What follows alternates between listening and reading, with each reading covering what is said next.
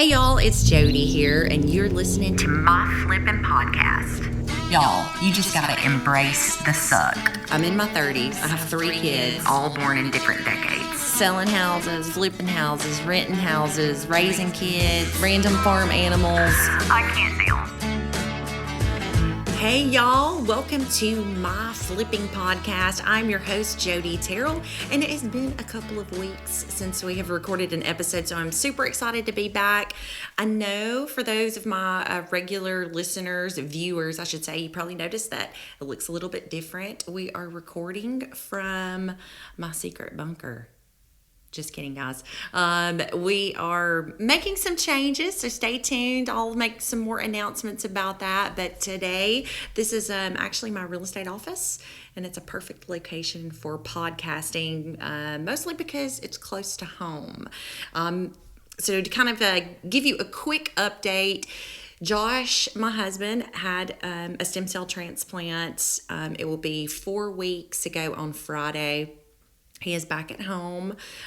He is doing well. I hate to say he's doing good or he's doing great. It's definitely been a roller coaster. I'm not gonna lie. He's had some good days where he's felt like getting up and getting out and sitting outside some, and then he's had several days where he really hasn't wanted to get out of the bed. So we're just I don't think we were prepared for how extensive the recovery was going to be at home. So it's definitely been this juggling act of, trying to take care of him while trying to work and, continuing to do podcasting, which I love, and also take care of the kids and the farm. And so y'all continue to pray for him and pray for our family that, that he continues to progress well and makes a fast recovery, because it's tough. I'm not gonna lie. This has definitely been the hardest thing that we've ever gone through. So I appreciate all the prayers and comments and messages that you guys have sent. It has really meant a lot to know that we have the support of our community, and we love you guys. But I'm excited today to be back here to talk to you guys about what's going on in the world. I wanted to do another solo cast because I felt like it was really important to talk about something that is kind of making its way through the news right now, and it's not getting a lot of attention, and I think that's because we have a gas crisis going on right now. Which, if I could just say something about this whole pipeline problem, I don't know anything about pipelines or how all of that works.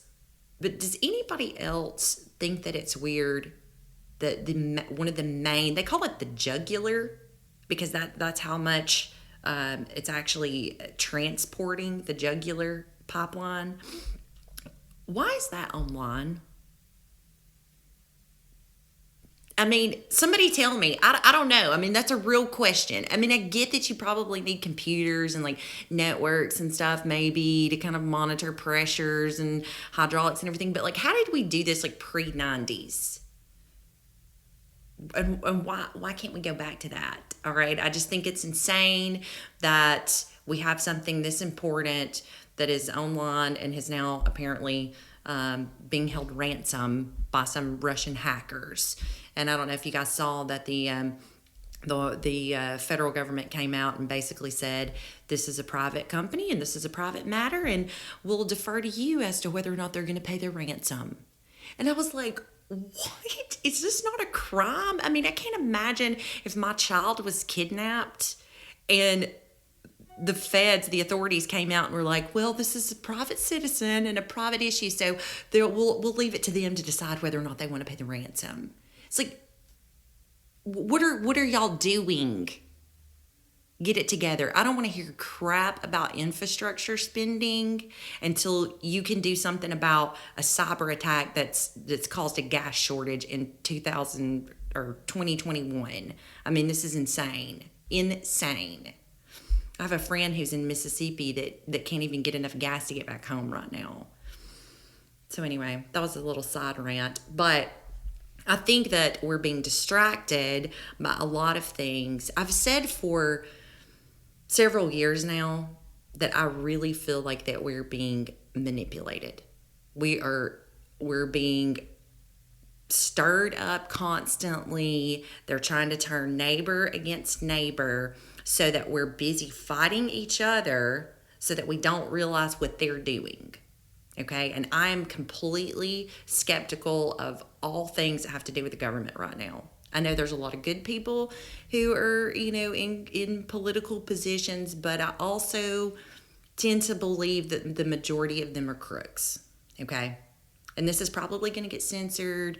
Probably, and it's funny because every time I do a podcast that has anything to do with anything political, my views are dramatically decreased. I mean, it's insane. I mean, I would say probably more than 2/3 decreased. But I'm going to keep doing it because I'm passionate about it, and I want people to wake up and to realize what's going on, because if we don't do something, if we don't stand up pretty soon, we're not going to have a country anymore. And I know that sounds like sounds like a talking point, but really it's like we're on this fast track to destruction. And once you step back and you realize it, it's like, taking the pill in the Matrix. You can't unsee these things anymore. And I get so angry at people who are in denial about what's going on, because it just is what it is. It's facts, it's truth, it's fundamental, black and white. They are actively trying to destroy the economy. And if you don't believe it, I want to go over a few things that I've topped up some little points to help me stay on track today.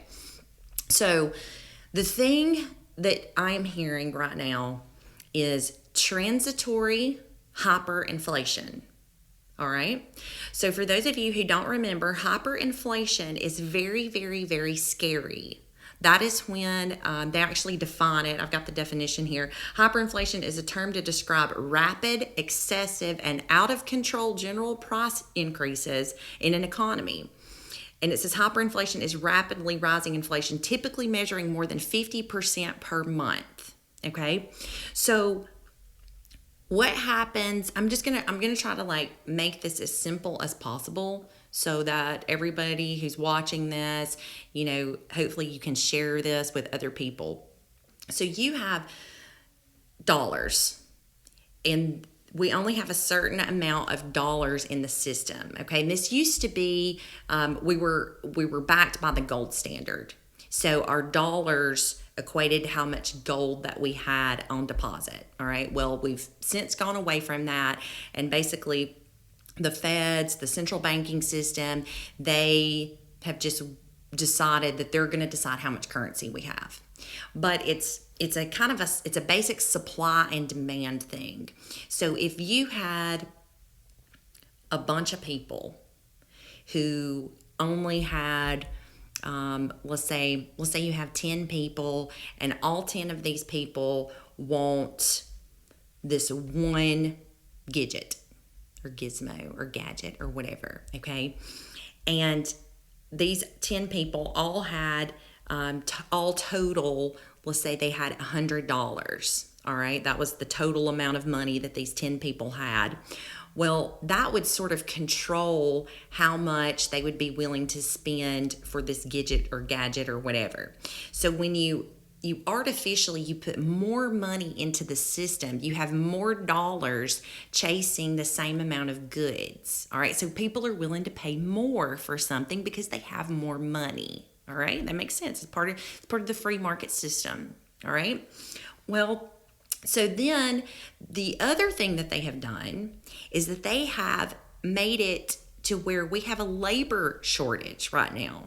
And I talked about this the other day. I made a post on Facebook because when my husband was in the hospital at UAB, I was completely shocked. And this is happening in our hometown too, but in Birmingham, they don't have food workers.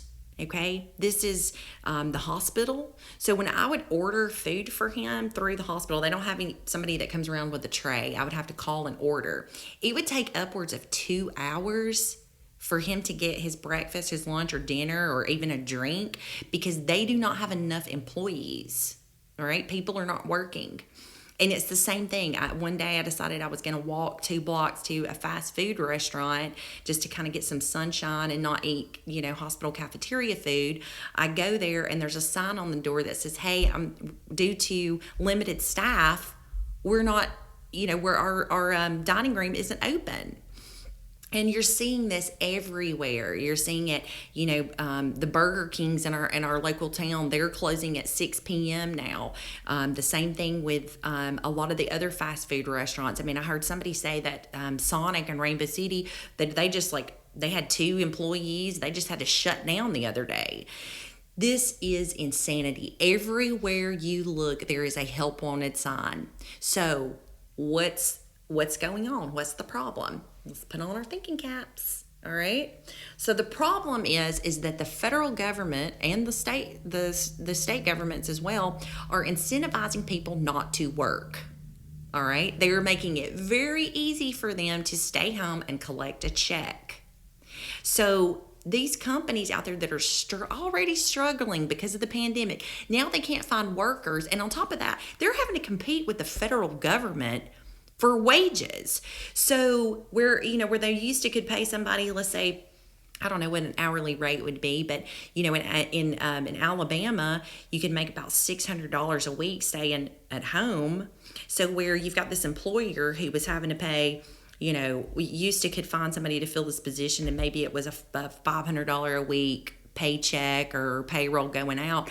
They're now having to compete with the federal government, who, by the way, is just printing money. All right. We don't have this money, and the government does not produce anything. All right. All they do is take or print and devalue. So now these small businesses are actually having to compete with the federal government to pay more, way more, to get these people to come to work.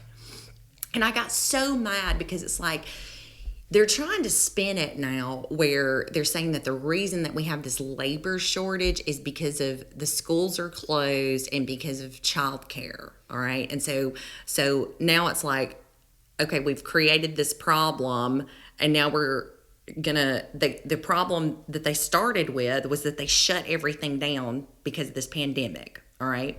Because they wouldn't follow the science. They wouldn't listen to experts. They scare the crap out of everybody. And because you can look at some of the states that stayed open, like Florida, they have a massive surplus in their rainy day fund right now. They have low unemployment. Disney World's been open for 9 months, and Disneyland in California has been open for 6 days. Okay, this is insanity. All right, there's COVID is not worse in California than it is in Florida. All right. And so these states and these local municipalities who are still choosing to keep their schools closed, the parents need to stand up and fight back, all right? But the theory that the reason that people are not going back to work because the schools are closed, that doesn't hold water, okay? Because we have a labor shortage in Alabama and our schools have been open. They've been open at full capacity for a long time, all right? Our daycares have been open. But no. The federal government, they're going to spend that. And guess what? They came out and they said they want to spend $200-something billion more dollars on some sort of child care program, all right? I'm so sick of this. And you should be too. And this isn't about black, white, Republican, Democrat. I don't care who you are, what color you are, or where you're from. You should be upset that the people in charge are destroying this nation, because that is what is going on right now. So hyperinflation, I want to go back to that. I got to pull my notes back up. But the bank, one of the so like the big banks, they have to have these earnings reports and these earnings projections. It's part of, they're required to do this for their stockholders and things like that. They are all talking about inflation, and inflation is here. They can, people can spin it however they want to, but when you go to the grocery store and you look at prices, when you go and you put gas in your car, or God forbid you want to build a deck on your house, you're going to understand that prices are up. I mean, it is insane what is going on right now. So the Bank of America CEO says, at the very least, we should expect to see transitory hyperinflation. That should scare the bejesus out of everybody who has a brain. All right? Hyperinflation, that is like the Weimar Republic. I've got a wheelbarrow full of dollars trying to get a loaf of bread. Okay, that's like what happens in Venezuela. That's what happens in these third world countries. That doesn't happen in America, and we have to stop it. We have to demand that they quit spending money. And a lot of these stimulus packages that they've passed, they haven't even spent the money from the ones that they did under Trump. There's still money sitting there that's unallocated. So you know what? We need to pump the brakes. All right. Thank you for helping us. Thank you for breaking our legs and making us shut down the economy for this pandemic. All right. And then you're gonna fix it by giving everybody all this free money that doesn't exist, that has now made all of our dollars less valuable. So yeah, we've got all this cash in the economy, but guess what? We don't have anything. We don't have anything to purchase. We have a decrease in products because people don't want to work, because you're paying them to stay home. I mean, it's like this vicious cycle that's never ending. And I want the federal government out of this. Like, stop. You're making it way, way worse at this point. So I have to say thank you to Governor Ivey, who everyone lovingly calls Meemaw Ivey. Thank you so much for coming out and saying that we are no longer going to participate in this extended pandemic unemployment benefits. It's time to get back to work, Alabama. All right? You got 1 month of getting your checks, and then you need to start applying for jobs, and there's plenty of them out there. And if you can't find a job, you can call me or you can send me a message, and I will be more than happy to point you in the right direction, because we can't find people to work for us. The contractors that we use, they can't find people to work for them. That's a pandemic that we have going on right now. It's a labor crisis. So what does that mean for the real estate market? I don't know, guys. I will tell you a couple of things that I'm doing. First of all, I'm not getting involved in any big major project right now. I'm not going to build anything. I'm not going to get anchored down by something that I think is going to take me longer than 3, 4, 5 months to complete, because I just have no idea what's going to happen. They're talking about raising the interest rates, and that's something that, when you talk to mortgage brokers, and they'll say, well, but that doesn't affect the mortgage rates. That affects your, more of your short-term things, yada, yada. Bottom line is that I believe that the interest rates are going up. All right. When you pump that much money into the economy, and this is trillions of dollars. And I think that's the other thing, is that we have become like numb to that, to trillions, but trillions of dollars. Okay, so the only way to really try to stop this hyperinflation, to stop this train that's barreling down the tracks to ruins for America, is going to be we got to create more products, more goods. Okay, and we got to have a workforce to do that, or they're going to have to raise interest rates to try to suck this money back out of the economy. All right. And it's probably going to be a combination of both. So if you have any debt right now that is an adjustable rate, or that you feel, or if you've got a balloon that's going to be due in the next year or two, you need to get out of that right now. The interest rates are still low. You need to get into some long-term fixed interest rates. That's going to be step one. That is what that's what I'm telling everybody. That's what we're personally doing. You don't want to have credit card debt right now. You want to get that paid off, or refinance, like I said, with a long-term fixed rate. I think that inevitably all of this is going to probably hurt the real estate market, certain sectors of the real estate market. So for instance, during times of hyperinflation, with the interest rates going up, I do believe that it's going to be harder to get loans. I think that everybody's going to be probably spooked. I think the lenders are going to be spooked. I think the consumers are going to be like, hey, my mom, I was talking to her about this the other day, And she was telling me that, in the 70s, which a lot of people are comparing this kind of this crisis that's looming ahead of us to the 70s, where we have gas lines, insane interest rates, and war in the Middle East. It kind of sounds very familiar.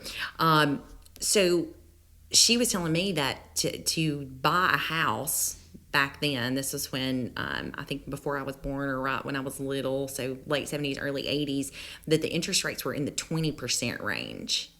And that she was thrilled to find a VA assumable loan that had an 11% interest rate.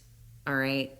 So that's definitely going to affect the housing market. If we end up in a situation where the rates are really high, it's going to take a while for people to adjust to that and for their budgets to adjust. So from the rental market standpoint, I'm definitely currently going to ramp up my efforts to purchase rental property. I want to take advantage of these still really low interest rates and the fact that, even if the value of the properties tank, if it is a rental property, typically your rent amount, the rent is going to rise with inflation. So historically, rental property has been a really good way for you to hedge your money against inflation. So that's kind of the plan I'm on. I mean, this is really sort of uncharted territory. You can go back and revisit some history and see where we are. But the big thing that I have to say is we have to send a very strong message to the people in charge that they got to quit spending. They have to quit printing money, because everybody who knows anything about financing, they are quietly starting to talk about the fact. Again, it says at the very least, we should expect to see transitory hyperinflation. So transitory is sort of like a little buzzword too that I keep hearing, which means, it comes and it goes. But nobody really wants to put a timeline on that. So is it, I'm going to say it's going to be longer than a few months. So is it, we're going to experience 3 years of this, 5 years of this? Is this going to collapse the US dollar? It's possible. This happened. If we think that it can't happen here, guys, you're crazy. Just look at history. It can happen. We have to do something. We have to say enough is enough. Quit spending money that we don't have. So I think that lending's probably going to tighten up.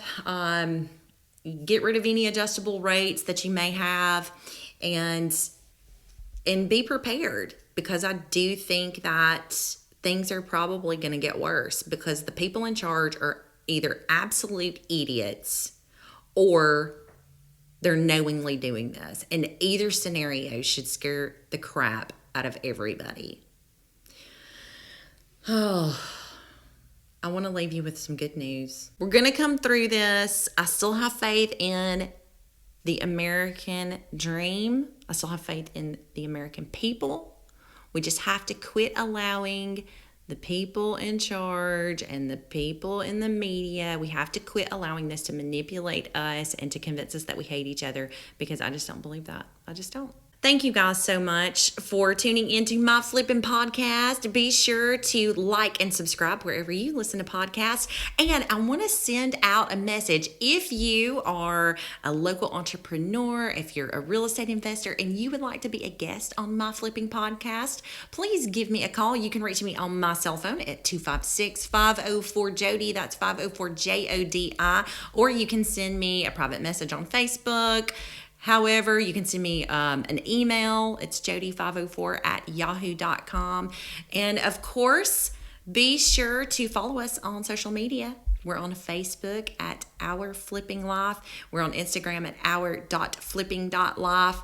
And on YouTube, Our Flipping Life. You can also find out about everything that we've got going on. If you're in the market to sell a house, we are still actively buying property. And we're also going to be rolling out, I was going to save it, but I'm going to tell you really fast. We're going to be rolling out this new program. We've actually already been doing it with a couple of special people, but it's going to be where we are working with homeowners to get their houses ready to sell. It's a big win-win where we're fixing up these houses. Everybody's making money. It's kind of like a limited flipping partnership. So if you've got a house that maybe you would like to sell, but you know it needs some work and you don't really know where to start, be sure to give us a call. You can find us online, jngrealestate.com, or again, you can just call me directly, 504-JODI. Send me an email, private message, DM, whatever. I'm easy to find. Until next time, guys, you guys stay safe. We'll talk to you later. Bye, y'all.